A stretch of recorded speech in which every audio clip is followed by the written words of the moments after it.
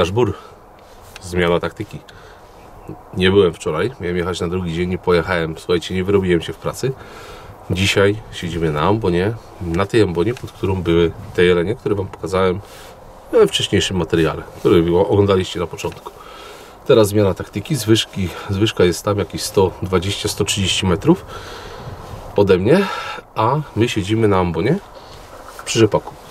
Cieszy fakt, że razem z Krystianem tę ambonę wyremontowaliśmy sobie, słuchajcie, latem przed burakami, że tak powiem, bo tu były buraki i można, widzieliście odcinki z polowania na burakach cukrowych i przyjechaliśmy tutaj we dwóch, zmieniliśmy szczeble w ambonie, podbiliśmy podłogę, no i możemy dalej polować. Jakby było to nie zrobione, to teraz byśmy polować tutaj nie mogli, bo ona już była w takim stanie średnim. Ta ambona ma już takie dobre 10 lat, może nawet więcej. No i nic, poczekamy na nie tutaj. Jeżeli święty Hubert dopisze, wiatr jest idealny, słuchajcie, prosto w twarz mi wieje, za kamerą jest las, zaraz Wam pokażę. No i siedzimy. Mam nadzieję, że się coś nam tutaj uda dzisiaj te jelenie przechytrzyć. Pokażę Wam. Słuchajcie, bo ta ambona jest dosyć mała, to jest jej największa przypadłość. Tutaj jest zwyżka, na której siedzieliśmy ostatnio, niech się wyostrzy obraz. O, tam byliśmy. Tam wyszła jedna chmara, nas zobaczyła. Tam wyszła druga chmara i nas zobaczyła. I one są gdzieś tam w tym lesie. Słuchajcie, przestawię tę kamerę z powrotem.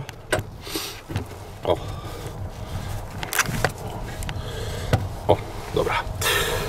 Czas dzisiaj jestem trochę później. Słuchajcie, jestem trochę później, bo jest godzina 15:45. No, zanim tu doszedłem, zanim się rozpakowałem, bo auto to mam tam daleko z tyłu zostawione, żeby czasami przez samochód sobie nie spłoszyć, więc musiałem dojść ten kawałek. No i zmiana aury, słuchajcie, 0 stopni, leciutki wiatr z zachodu, no i ten śnieg się topi, to już widać, mgła z tyłu jest mega, widoczność, widoczność jest dobra, nie wiem, do 500-600 metrów widać, ale jest taka ogromna wilgotność powietrza. Kończę tę gadkę. Oczywiście, jak wiecie, ja tu mam tą przypadłość, ja często zapominam załadować broni, więc teraz sobie załadujemy. Dzisiaj 9. Hatek 31256,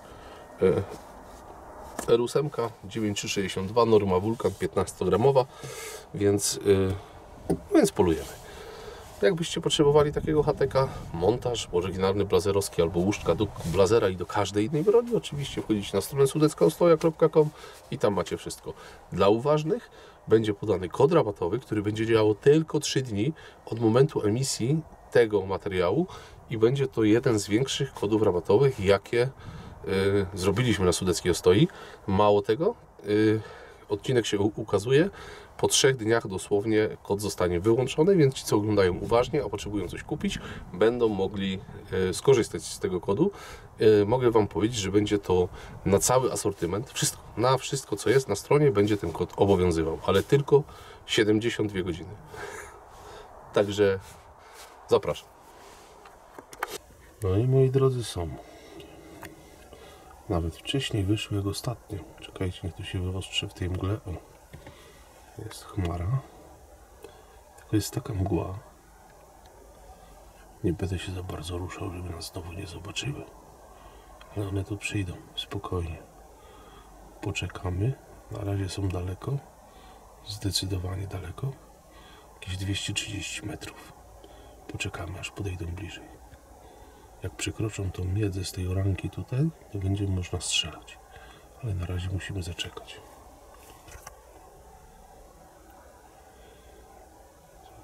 Żeby tylko coś nie wiem, ale już coś kombinują. Jak widzicie, czapkę sobie zmieniłem, ale powiem Wam, że te jelenie jakieś elektryczne.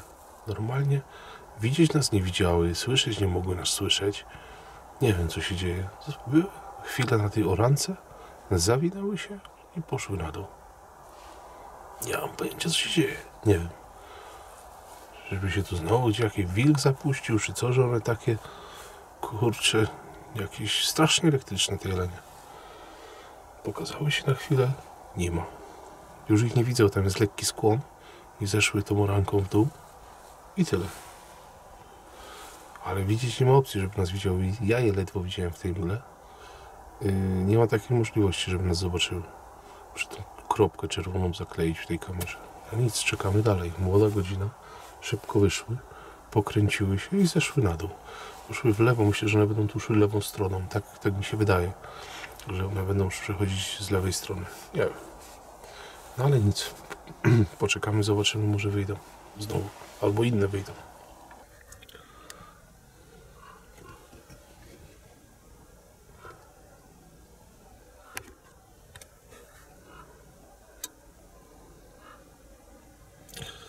Idą następne. Zobaczymy, co wymyślą. Dobrze, bo dosyć wcześnie się ruszymy. No i zobaczymy, jak one będą szły. To są te, co wczoraj, od której ja nie chciałem tego cielaka od licówki strzelać. Tutaj ewidentnie widzicie, że pierwsza idzie licowa. Czekajcie, ustawię tę kamerę, tylko sobie tu trochę poluzuję. Pierwsza idzie licówka. Czekajcie, zoomujemy jeszcze trochę. Akurat teraz wyszedł pierwszy jakiś byczek na szpicę, ale prowadziła licówka, za nią szło ciele. Nie chciałem tego cielaka strzelać do tej licowy, no bo szkoda. Po prostu ona by przestała być licówką wtedy, jakbyśmy strzelili to ciele. Bo to Wania nie jest tak, że ona woła koleżanki i mówi: słuchaj, Halina, Bożena, Jadzia, chodźcie za mną. Tylko reszta chmary dochodzi po prostu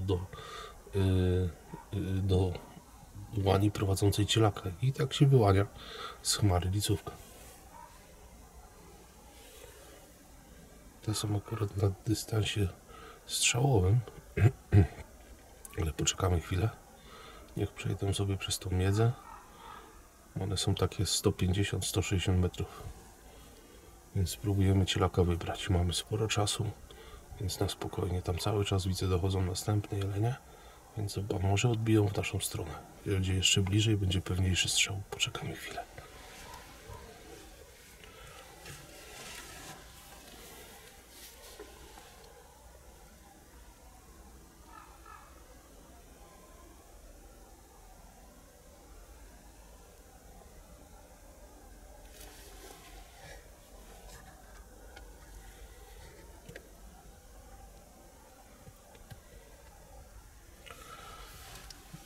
No i tutaj widać ewidentnie, widzicie?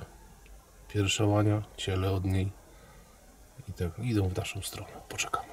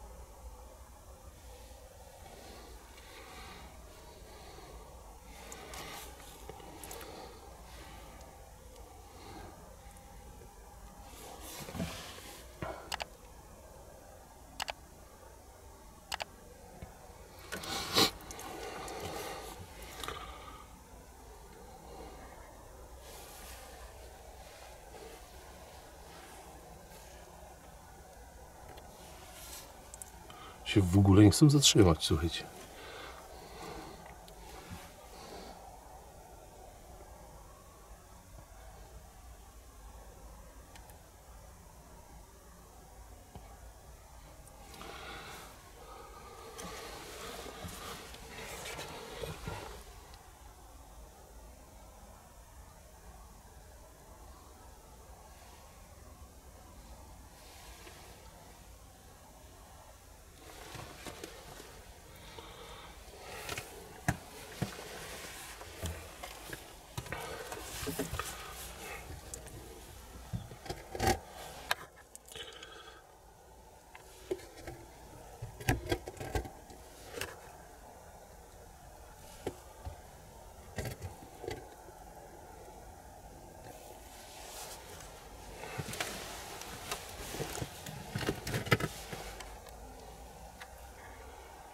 Kurde, z tym ostrzeniem we mgle to jest katastrofa.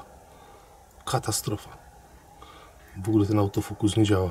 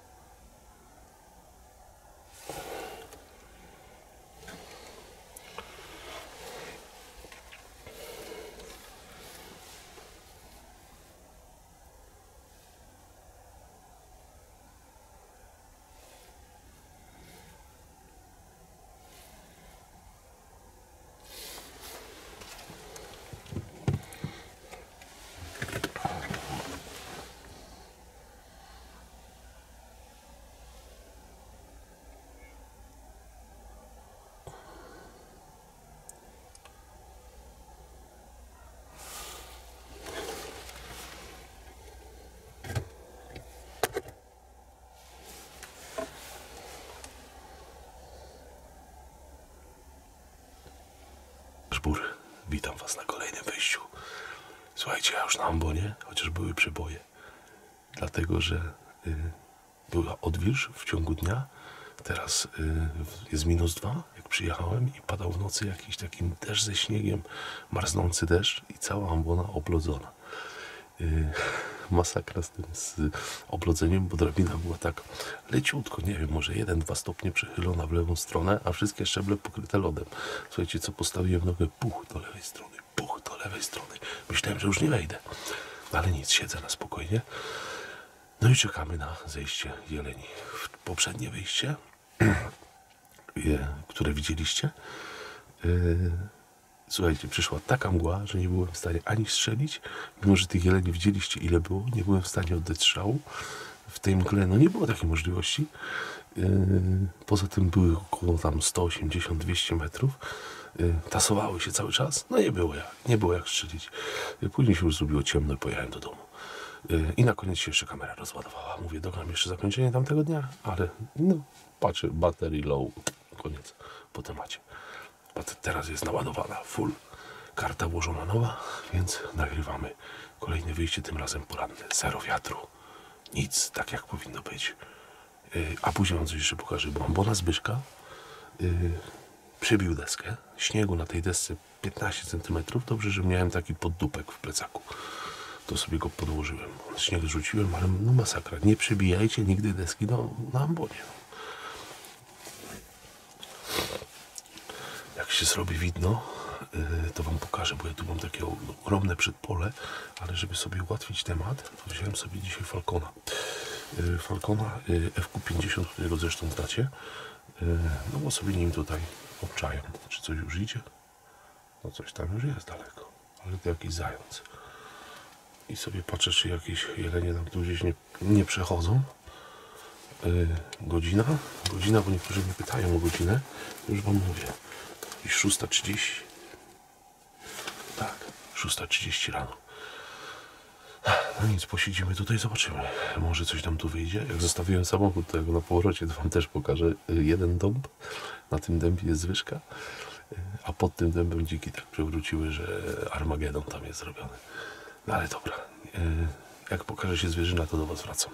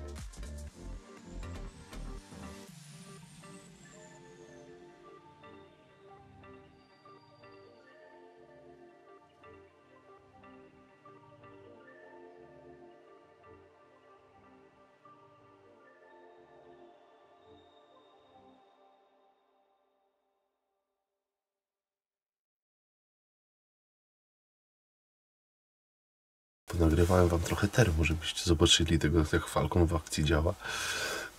Słuchajcie, do jednych jeleni tam do tego lasu to jest 600 metrów, tam lisy były jeszcze. Jeden jeleń tam przechodził na jakieś 350-400 metrów. No i zaczynają schodzić. Martwi mnie jedno. Idą za wcześnie. No kurczę, jeszcze jest ciemno. Nic nie jestem w stanie zrobić, nic nagrać. Jest godzina, już Wam mówię, 6:25, a już zaczyna się na tych dużych łąkach przede mną ruch. Już te jelenie zaczynają schodzić tam. Dlaczego? Jesteśmy na innym rewirze niż ostatnio kręciliśmy materiał. I u sąsiadów jest rzepak. W jednym z odcinków wspominają Wam, że chodzą na rzepak do sąsiadów i tam daleko jest rzepak. Natomiast tam za bardzo nie mają się gdzie położyć, więc wracają na obwód do nas. No i myślałem, że pójdą trochę później, przynajmniej jakieś 20-25 minut później się pokażą na tych łąkach. A one już idą. Już się zaczyna ruch robić tych jeleni. No i chyba jak nam tu będą defilować pod wodą, to jeszcze będzie ciemno. Nie wiem, musiało być chociaż tak za 10:07, żeby coś można było nagrać, bo na razie lipa. Są, ale no ani nie można strzelić, ani nie można nagrać. No zobaczymy, one są jeszcze bardzo daleko, więc może się tam pokręcą jeszcze i dopiero ruszą tu gdzieś w tą stronę. Teoretycznie powinny gdzieś nam tu przechodzić niedaleko tej ambony, bo tu jest masę przejść. Masę przejść, tu jest tropów i one gdzieś tutaj idą, za mną jest las. One gdzieś do tego lasu tutaj schodzą. No nic, poczekamy, zobaczymy. Słuchajcie, już coś można ponakrywać. się zrobiło trochę widniej. Przełączyłem się na Night Shota. Tu mamy jedne. Nawet się rogują. To młode byki są. A z prawej idą łanie z cielakami.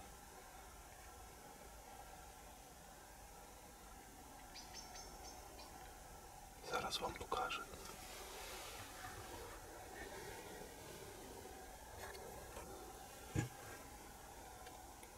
Tu są łanie z cielakami.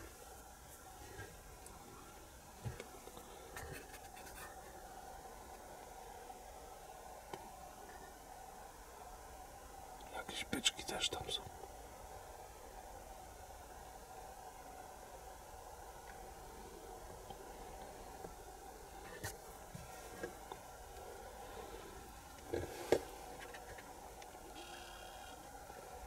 Cyki już fajnie widać. Jeszcze 5-6 minut i będzie super do nagrywania.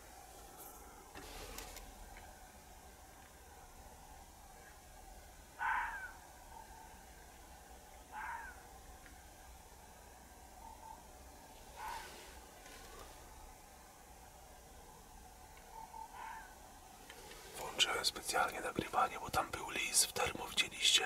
Teraz biega i szczeka, może się nagra to szczekanie. O.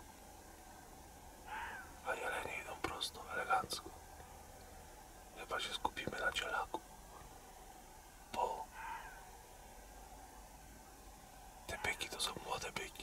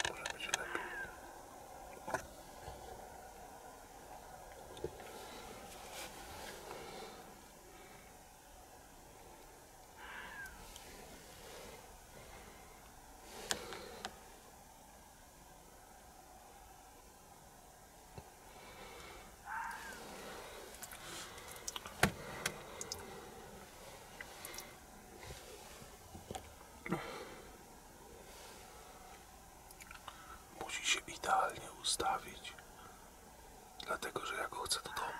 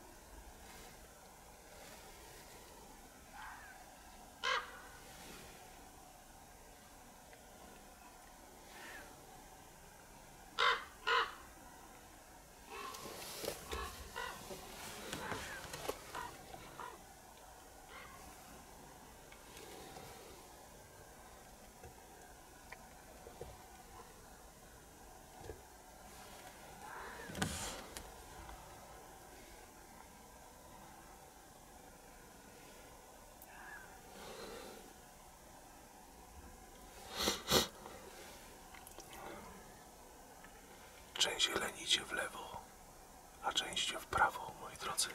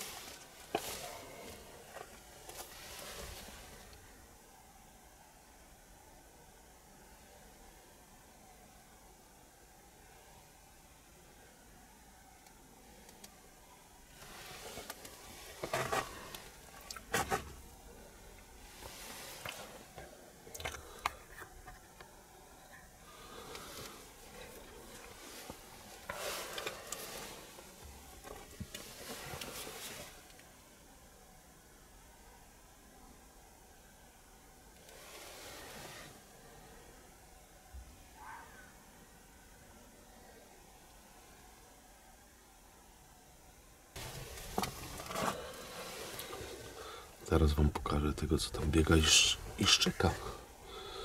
O.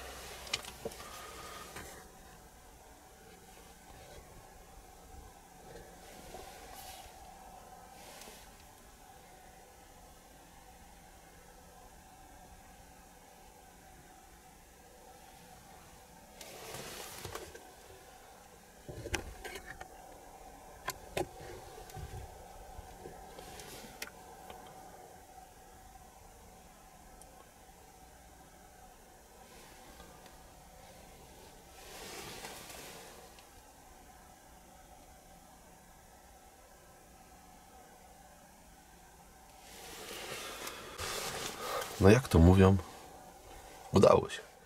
Wyczekane, wysiedziane, przyjechane kupę wcześniej. Trochę wam ponagrywałem Falconem. Słuchajcie, byki, widzieliście sami jakie były. Ogólnie bardzo młode byki. Ciele nasze leży tam na łące, odeszło od miejsca strzału jakieś 30 metrów. Padło, strzelałem je tak lekko na spóźnioną komorę, dlatego że z 9, oczywiście, żeby nie zahaczyć łopatek, tak? Natomiast zależało mi na tym, żeby strzelić tak, żeby zabrać do domu, tak? Żeby sobie nie uszkodzić łopatek. Tam daleko mamy tego lisa jeszcze, którego widzieliście i w termo go nagrałem i później normalnie. No więc sobie posiedzimy, poczekamy jeszcze. Jeszcze jest dobra godzina, dobry czas. Więc zejdziemy sobie z ambony, przy cielaku się spotkamy. Oczywiście ciele uhonorujemy. Ostatniego cielaka, co widzieliście, którego strzeliłem, no nie uhonorowałem, dlatego że po pierwsze rozładowała się kamera, inaczej uhonorowany został, tak? Tylko nie zostało to zrobione przed kamerą. I tyle, powiem wam, że rozładowała się kamera, zajęło nam to masę czasu. Ja byłem 25 km od domu, więc tam jeden z kolegów, Krzysiek, temu w komentarzu uwagę zwrócił, że nie w moim stylu. No słuchajcie, 25 km pojechaliśmy przez las, z lasu, po prostu z gór do domu po psa. Wziąłem jeszcze kolegę. W międzyczasie po drodze miałem na samochodzie łanie Daniela do zabrania, więc musiałem tą łanie Daniela po drodze zostawić. Oczywiście strzeloną z chłodni, zabrać psa swojego, wrócić 25 km, odnaleźć, to też trwało chwilę. Okazało się, że to było naprawdę w dole, trzeba było je wyciągnąć, no masakra. I miało być szybko, łatwo i przyjemnie, a wróciłem na drugi dzień, bo już po północy było, jak wróciłem do domu. Więc no tak, bez wodotrysków. Pokażę wam tego cielaka, bo sobie tu leży. Czekajcie, jak tu gałęzie są, żeby wyostrzyło.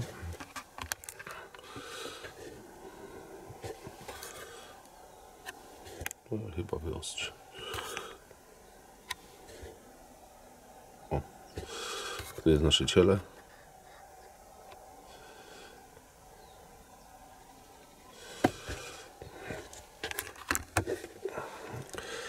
No ale nic, posiedzimy chwilkę jeszcze. Jeleni się naoglądaliśmy wspólnie, ja razem z wami. Ostatnie ciele, jakie miałem w odstrzale, więcej nie mam, więc tu jeszcze zostały chyba 4 cielaki. Może łowczy dopiszę, myślę, że dopiszę. No i co, chyba się weźmiemy za byki, nie? No, trzeba byłoby poszukać, ale tych starszych, większych byków. Mam takie jedno miejsce, gdzie jeszcze teoretycznie coś tam powinno z byków być, więc się pewnie wybierzemy. Dobra, nie będę przedłużał. Zejdziemy sobie na spokojnie.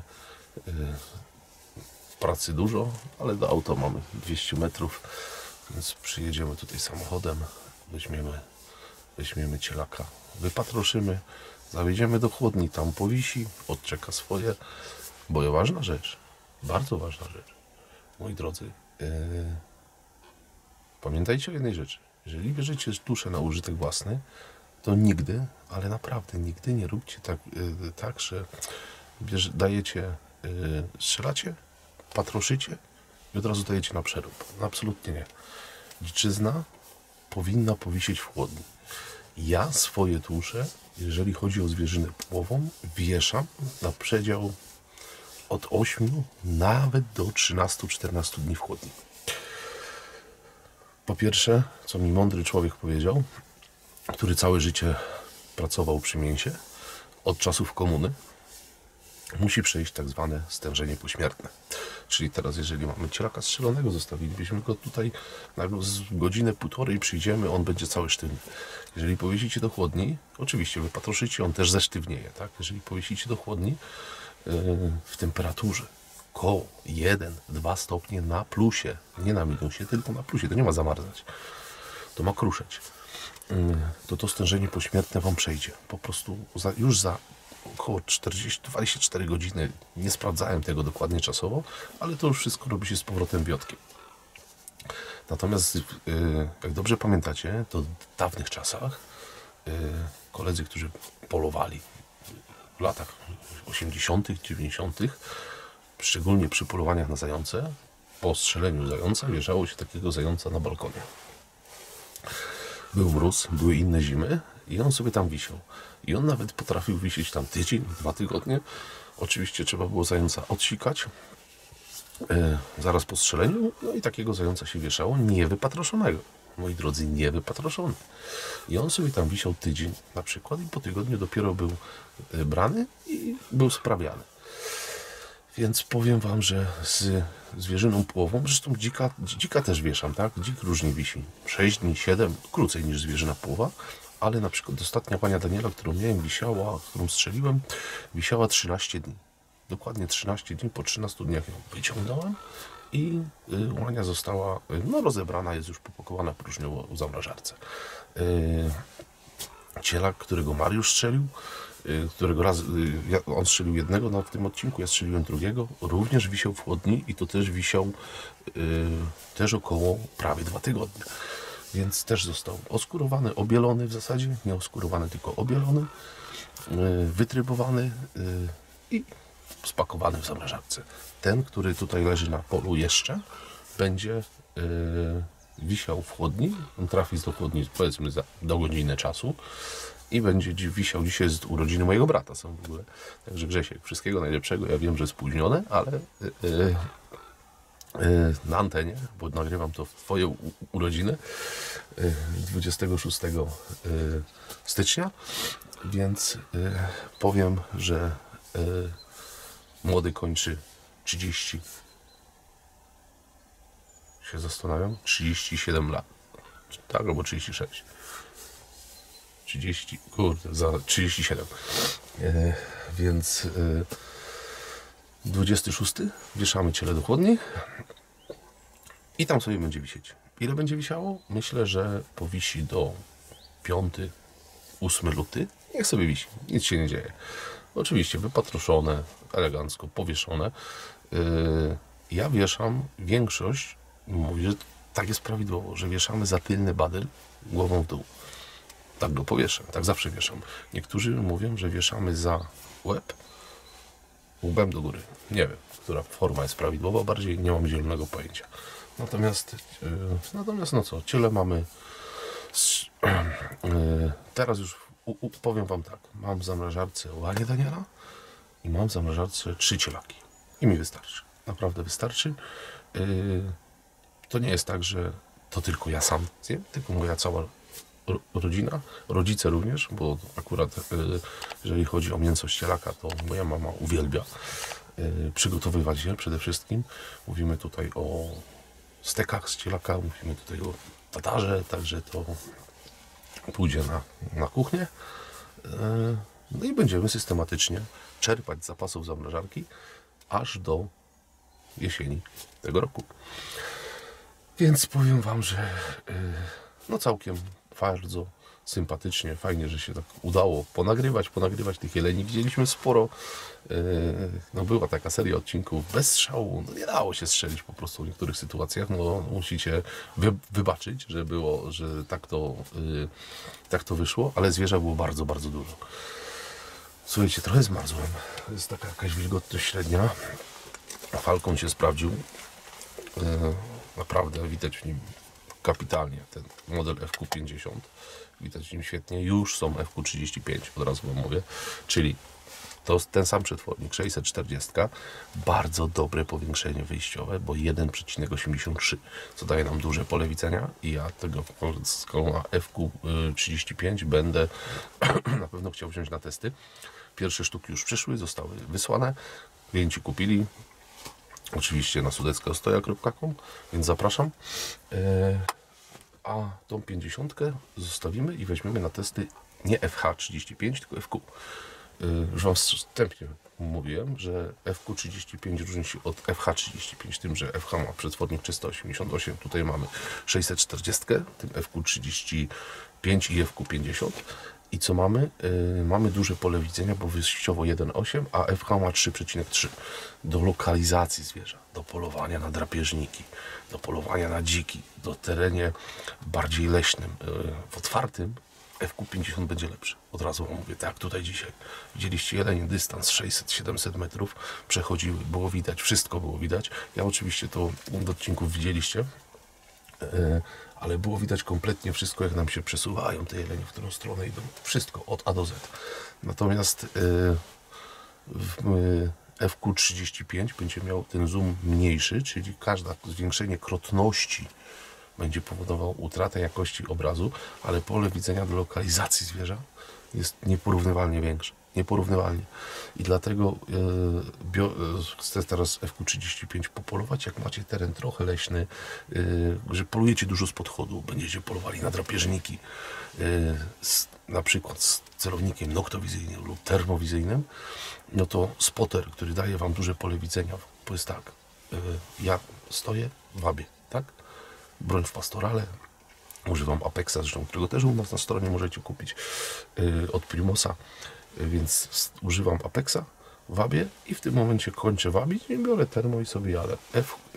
FQ50 zawęża mi pole, natomiast FQ35 będzie będzie widać w nim dużo szerzej, no i detekcja tego i zlokalizowanie drapieżnika będzie dużo szybsze po prostu. No dobrze. Schodzimy zaraz z ambonki, jeszcze posiedzimy, nasz lis gdzieś poszedł w pole, nie ma go, ale jeszcze chwilę sobie tutaj damy. Cielak sobie już spokojnie zgasł, także nie będziemy tutaj, może nam coś jeszcze, jakiś lisiura przyjdzie. Nie wziąłem wabika dzisiaj, słuchajcie, przebierałem się, byłem w innych ciuchach, widzieliście wcześniej i zostawiłem w tamtych, no trudno. Widzimy się przy cielaku.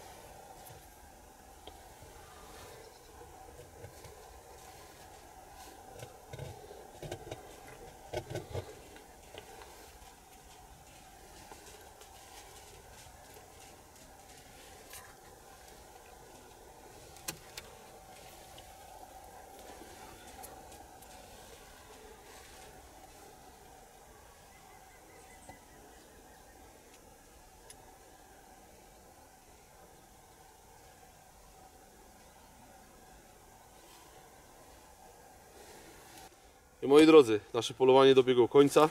Już sobie naszykowałem złom, co wcale nie jest takie łatwe. Jak macie sam las liściasty dookoła, a jest 26 styczeń. Więc dajemy ostatni kęs. Pieczęć.